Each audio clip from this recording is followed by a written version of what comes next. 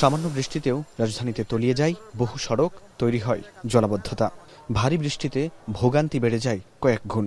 বছরের পর বছর এ সমস্যা চললেও সমাধানের শুধুই আশ্বাস পেয়েছে নগরবাসী, কাজের কাজ কিছুই হয়নি।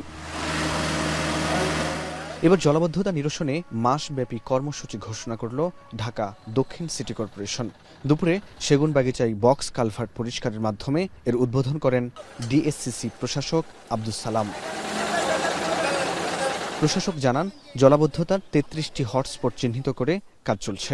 দ্রুতই ২৪টি খাল ও ৪টি বক্স কালভার্ট পরিষ্কার করা হবে, যার সুবিধা পাবেন ১০ লাখ দক্ষিণ ঢাকাবাসী।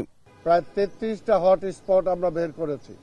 যে বৃষ্টি হলে এই ৩৩টা স্পটে পানি জমে যায় এবং পানি জমে যাওয়ায় এই পানিগুলোকে দ্রুত নিষ্কাশনের জন্য কিভাবে ব্যবস্থা গ্রহণ করা যায় সেটার জন্য আমরা চেষ্টা করছি জলাবদ্ধতা যাতে ঘন্টার পর ঘন্টা বা দিনের পর দিন না থাকে সেটার থেকে আমরা মহানগরীর মানুষকে রেহাই দেওয়ার জন্য আমরা চেষ্টা করব।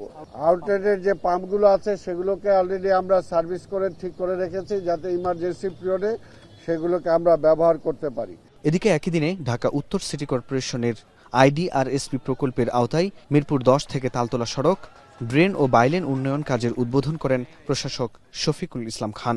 বলেন, এখন থেকে মহানগরীর সব কাজ সমন্বয় করে করা হবে।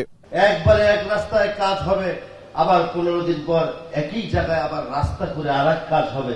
সেই কাজটা যাতে বিগত দিনের মতন না হয়। শুধু অর্থ লুপাট আর জনগণের অর্থের অপচয় আমি করতে চাই না। বর্জ্য ব্যবস্থাপনা এবং মশক নিয়ন্ত্রণের জন্য আপনারা ক্রাশ প্রোগ্রাম দিয়ে কর্মসূচি ঘোষণা করেন। আমি সিটি কর্পোরেশনের পক্ষ থেকে আপনাদেরকে সহযোগিতা করব।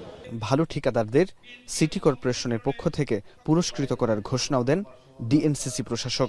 এছাড়া ফুটপাতে কেউ দোকান বসালে স্থানীয়ভাবে তার সমাধানের আহ্বান জানান তিনি। রাস্তাটা হয়ে যাবে একদম। ফরহাদ বিন নূর, এখন, ঢাকা।